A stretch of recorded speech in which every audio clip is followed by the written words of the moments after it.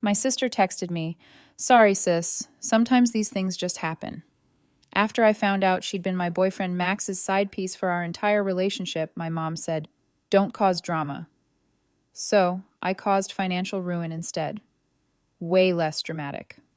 All right, Reddit. Strap in because this one's a goddamn train wreck from start to finish. I'm 32F, sitting here in my new apartment, 3 months removed from the nuclear bomb that went off in my family, and I figured it was time to get this off my chest.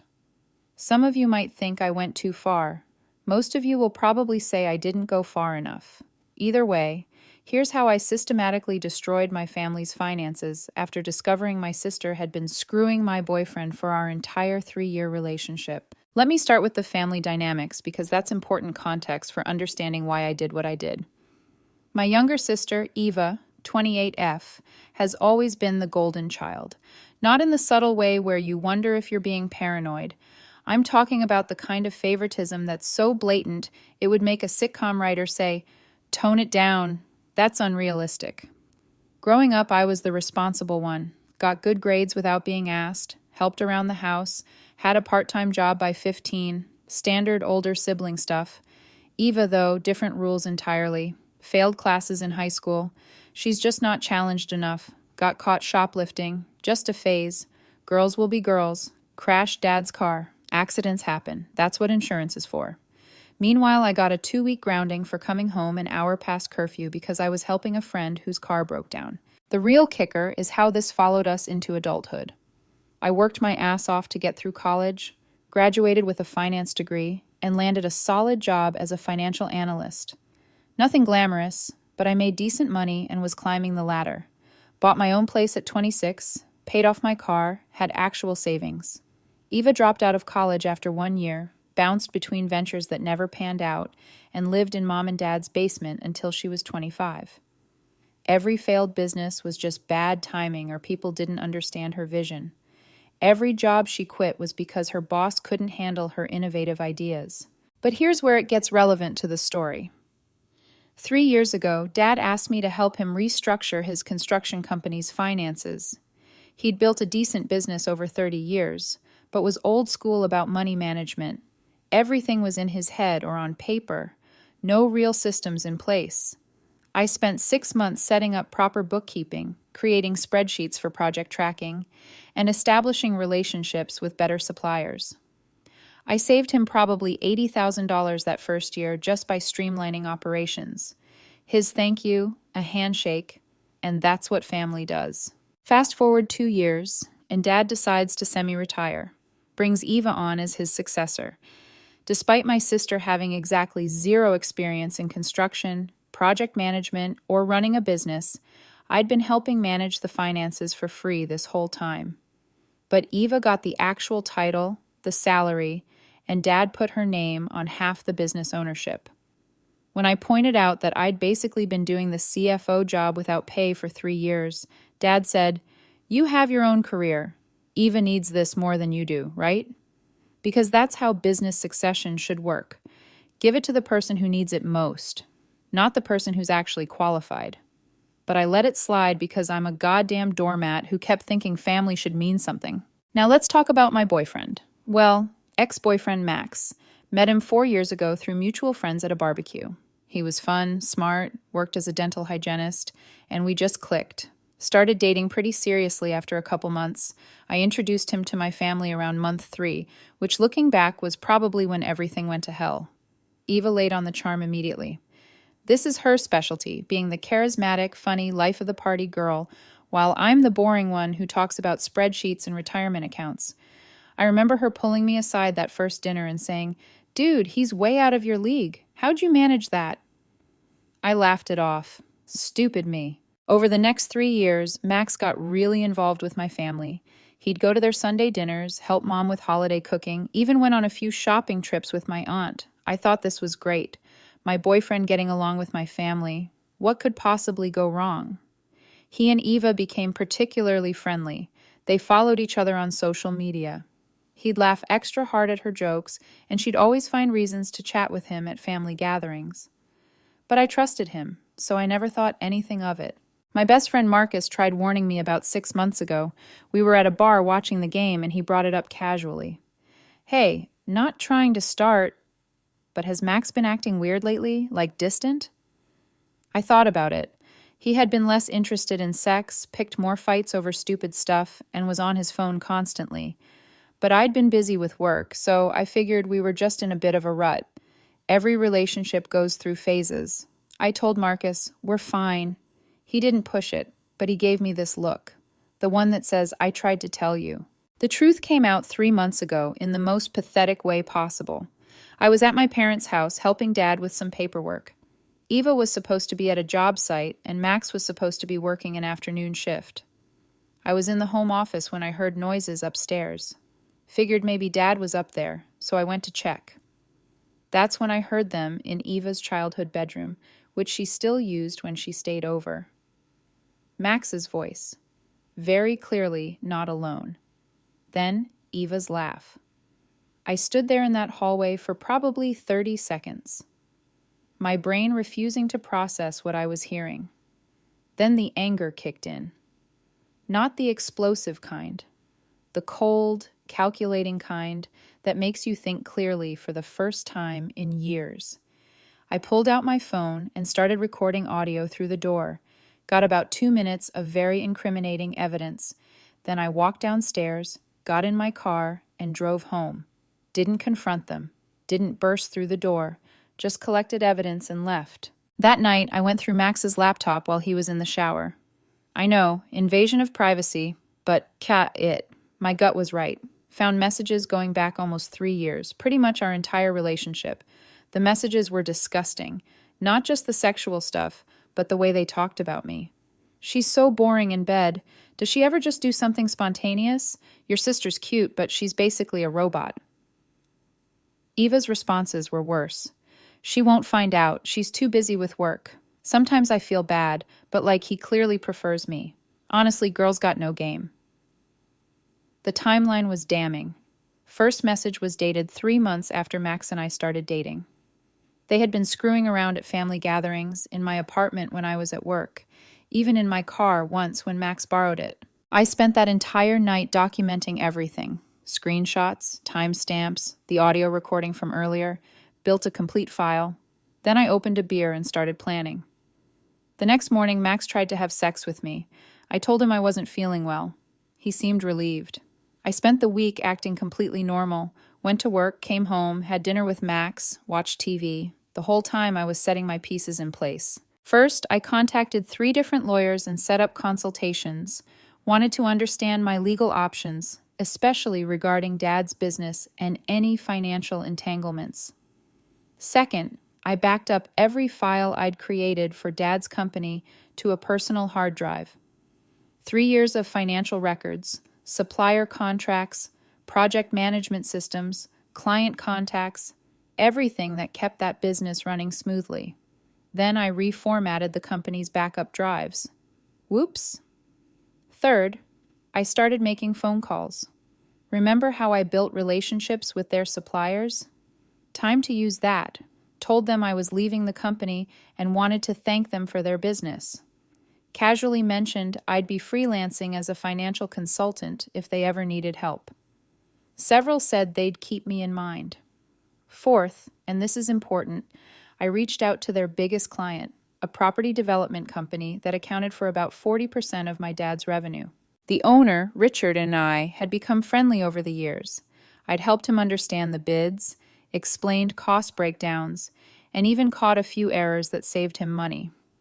I told Richard I was stepping away from the family business and wanted to give him a heads up that he should probably review all future contracts carefully, mentioned that my replacement didn't have much experience with commercial construction. Richard thanked me and said he'd keep that in mind. Then I waited for the perfect moment. It came the following Sunday at family dinner. Everyone was there: Mom, Dad, Eva, my aunt and uncle, Max. I'd brought my laptop, telling everyone I wanted to show them photos from a work event. We finished eating, and Mom was clearing plates when I stood up and said I had something to share. So, I've got some news, I started. Max and I are breaking up. Everyone froze. Max went pale. Eva stared at her plate. Mom immediately started with, "Oh, honey, what happened? You two seem so happy." "Well, that's actually the interesting part," I said, pulling up my laptop. "We seemed happy because I didn't know Max had been my sister for the last 3 years." The silence was deafening. Then chaos. Mom gasping, Dad demanding to know what I was talking about, my aunt looking between Eva and Max like she couldn't process it. I pulled up the screenshots, turned the laptop around. Here's 3 years of messages. Here's the audio from last week when I caught them in Eva's old room. And here's a compiled timeline showing they've been screwing around at basically every family gathering since month 3 of my relationship. Max started crying immediately. Not the "I'm sorry I hurt you" crying, the "I got caught" crying. Big difference. Eva, though. Eva tried to play it cool. "Look, sis," she started. I cut her off. "Do not talk to me." She come. Mom predictably went into damage control mode. "Let's all just calm down and discuss this rationally. Getting angry won't solve anything." "I am calm," I said. "I've had a week to process this. What I'm not going to do is pretend it didn't happen." Dad finally spoke up. "Janet, this is obviously very serious. Eva, what the hell were you thinking?" Eva shrugged. Actually shrugged. "I don't know, Dad. These things just happen sometimes. These things just happen." That's when I lost it. Not yelling-wise, but something inside me just went completely cold. "You know what?" I said. "You're absolutely right. Things do just happen. Speaking of which, I wanted to let you know I'm done with the company, effective immediately. No more free financial consulting. No more managing the books. No more supplier relationships. You two have fun figuring it out." Dad's face went from angry to concerned real quick. "Now hold on. Let's not make business decisions based on personal issues." "Personal issues? Dad, your golden girl has been at my boyfriend in your house for 3 years. That's not personal issues. That's a fundamental lack of respect that I'm done tolerating." Max started talking then, something about how it just happened and how he never meant to hurt me and blah, blah, blah. I cut him off. "You're done talking. Get your shine out of my apartment by tomorrow night or it's going in the dumpster." Then I turned to Eva. "And you, I hope he was worth it. Really, because you're about to find out what that company looks like when you actually have to run it yourself." Mom started in with her peacemaker routine. "Let's not say things we'll regret. Family is forever. And I know everyone's upset right now, but, Mom, I'm going to stop you right there," I said. "You've spent my entire life making excuses for Eva. Every failure, every screw-up, every selfish thing she's ever done, you've enabled her to become the kind of person who'd do this without a second thought. So, no, I'm not interested in keeping peace. I'm interested in never seeing any of you again." I closed my laptop and walked out. Didn't look back. Didn't give anyone a chance to respond. Just left. Got in my car, drove to Marcus's place, and told him everything. His response, "Finally, I've been waiting for you to grow a spine." The next day was Monday. I went into Dad's office early before anyone else arrived, packed up my personal items, deleted my login credentials from all the company systems, and left my keys on the desk. Then, I sent an email to Dad and Eva. "I'm officially resigning from any involvement with the company, paid or unpaid. All financial records, project files, and supplier contracts are backed up on the system.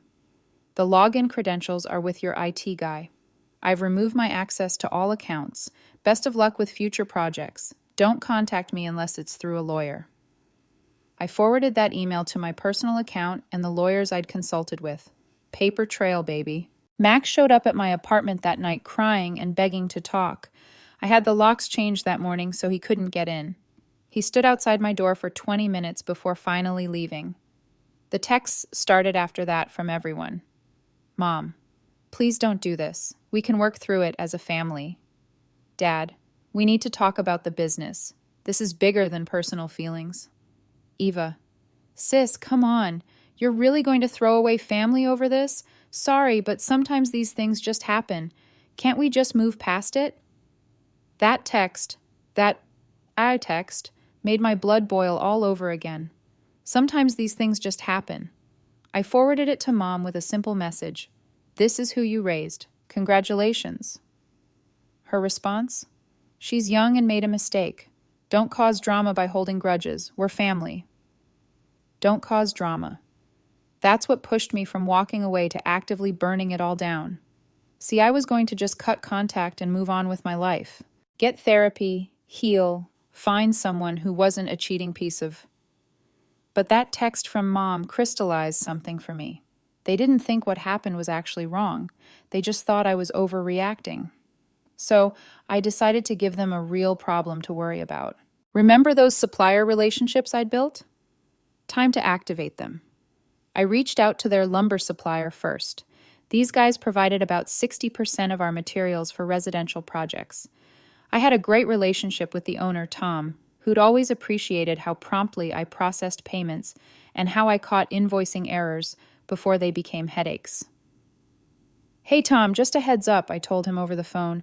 I'm no longer with the company. My sister is taking over the financial side, and she's got some different ideas about payment terms. He went quiet. Different how? Well, you know how we always did net 30 and actually paid on time? Yeah, I can't speak to whether that's going to continue. Just thought you should know. He thanked me for the warning. Within a week, he switched Dad's account from net 30 to payment on delivery. No more floating costs between projects. I made similar calls to other major suppliers. I didn't badmouth the company directly. I just mentioned I was no longer managing finances and couldn't vouch for future payment reliability. Most of them tightened their terms immediately. Then I reached out to Richard, the property developer, the one whose company accounted for roughly 40% of Dad's revenue. I took him to lunch and told him the full story. He winced in sympathy and admitted he'd already been thinking about my warning. Your sister put in a bid for the Oak Street project, he said. It's about 30% lower than what you would normally quote. Because she doesn't understand the margins, I said. She thinks she can make it up somewhere, but she can't. You'll get halfway through the project and either quality will tank or she'll come back asking for more money. Richard nodded slowly. What would you bid? I ran the numbers in my head. Materials, labor, realistic profit. I gave him a figure about 25% higher than Eva's bid, but actually achievable. That's more in line with what I expected, he said. Tell you what, I'm going to decline your dad's bid. If you ever start your own consulting firm, let me know. I'd rather work with someone who knows what they're doing. That lunch planted a seed. The following week, pressure started building on Dad and Eva. Dad called me directly, skipping the usual chain of guilt texts. We need to talk about the supplier situation, he said, trying to sound authoritative and mostly sounding strained. They're changing our payment terms. Do you know anything about that? No idea, Dad. I'm not with the company anymore, remember? Those relationships took years to build. Yes, they did. Built by me, by being reliable and professional. Maybe they're just adjusting to the new management structure. He was quiet a long moment. Oak Street fell through, too. Richard said our bid wasn't realistic. That's unfortunate. You talked to him, didn't you? I had lunch with a former client, as a private citizen. Is that illegal? He hung up on me. The texts from Mom intensified. I was being vindictive. This was affecting the whole family. Why couldn't I just let it go? They said they were sorry, except they weren't. Not really. There was no apology that acknowledged what they'd done wrong. Just, sorry you're upset. Sorry this happened. Let's move past this. So I kept going. I set up a consulting LLC. Took me 2 weeks to register everything and throw together a basic website. Then I reached out to my network, contractors, project managers, developers, offering financial consulting, bid prep, supplier negotiations, bookkeeping, cash flow triage, whatever they needed. Within a month, I had 4 clients. Within 2 months, I was making more than my day job. I gave notice at my analyst position and went full-time consulting. Here's the beautiful part. 3 of those clients were companies that used to subcontract for Dad's business. They didn't switch to spite him. They just needed financial expertise, and I was available. But it meant projects that might have gone to Dad now flowed to competitors who had their numbers together. Dad's business started hemorrhaging. Not a dramatic bloodbath, just a slow, steady leak. Projects bid too low came in under budget on paper and still lost money in reality. Material costs exceeded projections because Eva hadn't factored delivery fees and waste. Labor ran over because she scheduled everything like optimism alone could pour concrete. About 3 months after I left, Dad called again. "We need help," he said. No preamble. "The business is in trouble." "I'm sorry to hear that," I said. "Don't give me that corporate kill my, Janet. We can't get favorable terms from suppliers anymore. We're losing bids. Half our reliable subs have moved on." "Sounds like a rough market," I said. "Have you considered hiring a financial consultant? I hear there are some good ones available." He exhaled like I'd punched him. "God damn it, stop playing games." "You're right, it's serious. So was what Eva and Max did. So was your response. Don't cause drama." "This isn't drama, Dad. This is business. If we go under, your mother and I lose everything. The house, our retirement, all of it." That made me pause, not out of pity, but to understand scope. "What do you mean, everything?" He'd used the house as collateral for business loans. Growth had brought debt. When I was managing cash flow, it worked. Now, not so much. "How deep?" I asked. "About $300,000, maybe more." "Jesus, that didn't happen in 3 months. How long have you been operating at a loss?" Silence. "Maybe a year," he said. "Eva said she had it under control." "Of course she did. Has she been paying herself a salary this whole time?" "She's the managing partner," he said weakly. "She deserves compensation." "And how's that working out?" "Here's my offer," I said. "I'll consult for your business. My rate is $200 an hour, minimum 20 hours per week, billed bi-weekly, payment due on receipt. I'll audit finances, create a realistic budget, and renegotiate with suppliers where possible. Conditions. 1. Eva is removed from any financial decision-making. 2. Any major business decision goes through me first. 3. We never discuss personal family matters. This is purely business." "That's excessive. You used to do this for free." "I used to do a lot of things before your daughter, my boyfriend in your house for 3 years while you all looked the other way.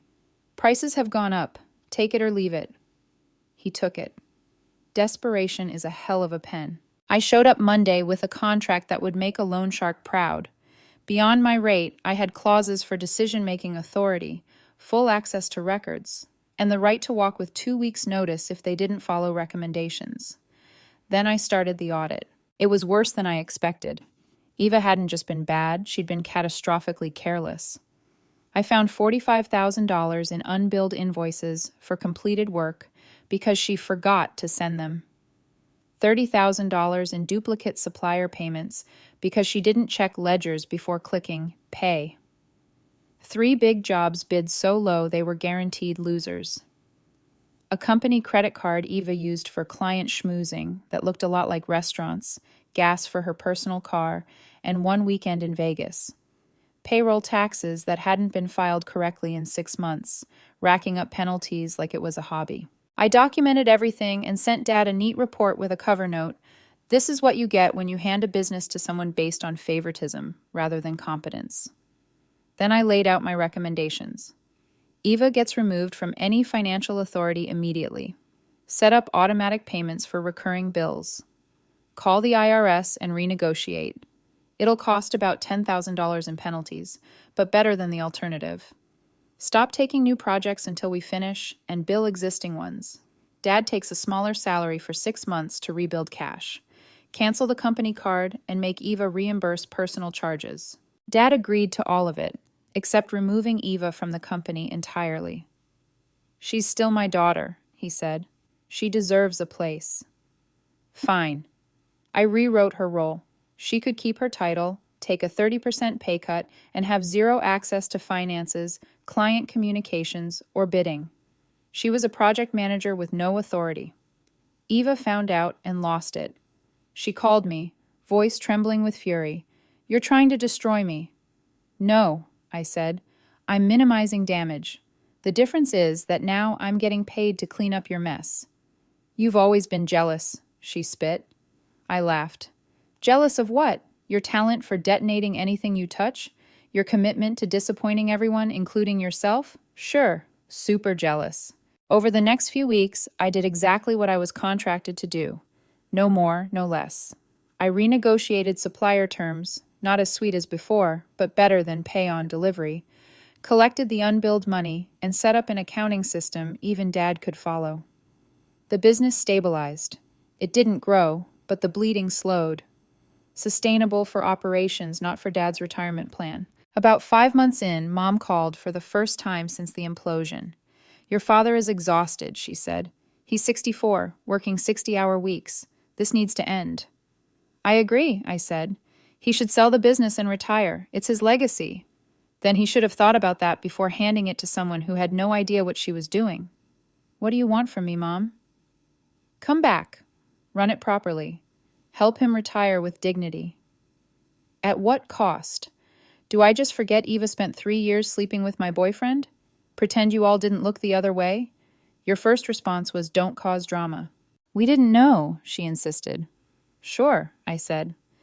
"Max spent every Sunday at your house, Eva too. You think they were just really good friends? You saw what you wanted to see because it was easier." She had nothing for that. "Here's what's going to happen," I said. "I'll finish my contract, 4 months left. In that time, I'll get the business sale ready. Dad can retire. You can downsize. Eva can figure out her own career. After that, I'm done. No family dinners, no holidays, no pretend." "You're being cruel." "No, I'm finally being honest." And then I hung up. True to my word, I spent the next 4 months getting everything in order. I updated systems, documented every process, built a portfolio of completed projects, and quietly reached out to my professional network to find potential buyers. Eventually, I found one, a mid-sized construction firm expanding into our region. They were impressed with the way I'd restructured things, with the transparency of the records, with how clean everything looked after years of chaos. They made an offer of $750,000 for the business. After paying off the debts Dad and Eva had racked up, they'd be left with about $400,000. Not retirement in Italy money, but enough for a small condo and a quiet life if they were smart. The sale closed 2 months ago. I attended the final signing, not as family, but as a consultant. I shook hands with the new owners, handed over all my documentation, and walked straight out the door. Dad followed me into the parking lot. His voice was soft, tired. "Janet, I know things didn't go the way anyone wanted." "They went exactly the way you made them go," I said. "You chose Eva over competence. You chose peace over accountability. These are the consequences." He looked down. "She's still your sister." "Biologically," I said. "In every other sense that matters? No, we're done." I drove away, didn't look back. The irony is, that drive felt like the first truly free moment of my life. For years, I'd been the fixer, the peacemaker, the one who cleaned up everyone else's messes. But for once, I wasn't fixing. I was done. The epilogue? It's good, really good. My consulting business is thriving. I'm making 3 times what I used to as a financial analyst, working half the hours, choosing who I deal with. No one gaslights me. No one takes advantage. No one hands my work to someone else because family. Turns out peace of mind pays better than any promotion ever could. And yes, I'm seeing someone new. His name's Ryan. He's a project manager at one of my client companies. Smart, grounded, the kind of calm that doesn't need to prove anything. When I told him the story, all of it, every ugly piece, he didn't pity me. He didn't joke about it. He just looked at me and said, "You're way nicer than I would have been. We're taking it slow. No love bombing, no drama, no endless promises that dissolve in daylight." He knows what I've been through, and he doesn't try to fix it. He just listens. Sometimes that's all healing really needs. Someone who sees the scar and doesn't flinch. Every once in a while, I'll get an update through Marcus, my best friend. He still talks to people who know my family. Apparently, Dad and Mom sold their house and moved into a smaller condo. The money's draining faster than expected because, get this, they're helping Eva with rent. Of course they are. Turns out when you lose your cushy fake job and have 0 real-world experience, starting fresh isn't as glamorous as it sounds. She's been bouncing between jobs, talking big about a new business idea every other week, still convinced the universe owes her another chance. And Max? He tried to reach out a few months ago, long, dramatic text about how he's in therapy, how he's realized everything he did wrong, how he wants to apologize properly. I read it, felt nothing, deleted it. Eva texted too. I hope you're happy now. You destroyed our family's business just to get revenge. I did reply to that one. No, Eva, I didn't destroy anything. I salvaged what I could from your incompetence, got Dad enough to retire, and walked away. The fact that you see me refusing to sacrifice myself for you anymore as revenge says everything about who you are. Don't contact me again. She didn't. People sometimes ask if I regret it. The nuclear option, the scorched earth, the total detachment. The truth? Not even a little. I regret trusting people who didn't deserve it. I regret thinking family meant unconditional support instead of a one-sided transaction. But walking away, taking control of my life, letting the people who betrayed me finally face the weight of their own choices? No regrets. Mom's last text came about a month ago. Family is supposed to forgive each other. My response was simple. Family is supposed to not each other over in the first place. You should try that with your next kid. Then I blocked her number. That was the last time any of them reached out. So yeah, Reddit. That's my story. My sister slept with my boyfriend. My family told me not to cause drama. So I did what I do best. I calculated, I executed, and I walked away richer, calmer, and completely free. These days, I wake up, make coffee, open my balcony door, and breathe. There's a kind of quiet that only comes when you've stopped letting people drain you. The business keeps me busy, but not burned out. I pick my clients, pick my hours. I don't have to babysit incompetence anymore. I can actually enjoy the work I do. And Ryan, the new guy, he's the first person who makes the quiet feel like home instead of loneliness. We're not rushing anything. We don't need to. I've already lived through a hurricane. I don't need fireworks now. I need warmth. Sometimes I think back to that Sunday dinner, that awful, silent pause before the chaos. The way Mom gasped, Dad shouted, Eva froze, how I walked out without saying goodbye. At the time, it felt like my life was collapsing, but it wasn't collapsing, it was clearing. They say revenge doesn't solve anything. Maybe they're right. But peace? Peace solves everything. Because sometimes the best revenge isn't destruction, it's becoming untouchable. And that's exactly what I became. These days, I barely think about them. Not out of bitterness, but because they simply don't exist in my day-to-day life anymore. The few mutual acquaintances who still talk to Eva say she's reinventing herself. She posts motivational quotes about growth and forgiveness on social media, which is rich, considering she's never once actually apologized. Mom likes every post, of course. Dad just stays off the internet altogether. I guess shame has a way of silencing people. But me, I'm good, better than good. I used to think peace was something you had to earn. Like if you worked hard enough, stayed quiet enough, forgave fast enough, it would eventually be given to you. But peace isn't given, it's taken. It's choosing yourself, even when everyone else calls it selfish. A few nights ago, Ryan and I were sitting on the balcony, wine glasses half full, the city lights blinking below. He asked me, would you ever go back? Not to them, to that old version of you? I laughed. The one who thought loyalty meant self-sacrifice? No, she's gone. He smiled a little, nodded. Good, she deserved better. No big speeches, no promises, just that quiet understanding. And honestly, that's what I'd been craving all along. Not grand gestures, just peace. My therapist once told me, sometimes healing isn't about rebuilding bridges. It's realizing some people were never meant to cross the same river with you. I think about that a lot, because that's exactly what happened. I didn't burn bridges. I built new ones that laid somewhere better. Sometimes I'll get those Facebook memories, family holidays, birthdays, all those posed smiles. And for a moment it stings. But then I remember what those photos hide, the favoritism, the quiet manipulation, the constant expectation that I'd fix everything. I close the app, take a deep breath, and go back to the life that's finally mine. Ryan and I have been talking about traveling next year. Nothing extravagant, maybe somewhere quiet, the coast, the mountains, somewhere far from everything that used to hurt. He joked that I'll probably still check my emails from the beach, and he's probably right. Old habits die hard, but this time it'll be my work, my success, my peace. Sometimes I still wonder if Eva lies awake at night thinking about what she lost. Not me necessarily, but the version of her life where she was untouchable, where every mistake got swept under the rug. Maybe she does. Maybe she doesn't. Either way, it's not my concern anymore. For the first time, my life feels clean. No chaos, no emotional debt, just balance. And if anyone from my old life ever stumbles across this post, if they somehow recognize themselves in these words, here's what I'd tell them. You didn't break me, you freed me. So yeah, that's the story of how I lost my family, found my freedom, and learned that sometimes the cleanest revenge isn't destruction, it's elevation. Because peace is the kind of wealth no one can steal. And I'm finally rich. It's been a year now.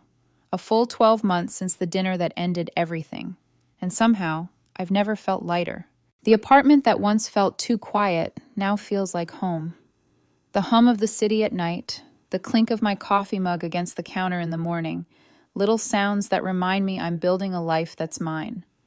No guilt, no chaos, no tiptoeing around other people's bad decisions. Ryan's still here, steady as ever. He's patient in a way that used to make me suspicious. Like I was waiting for the catch, the betrayal, the inevitable mask to slip.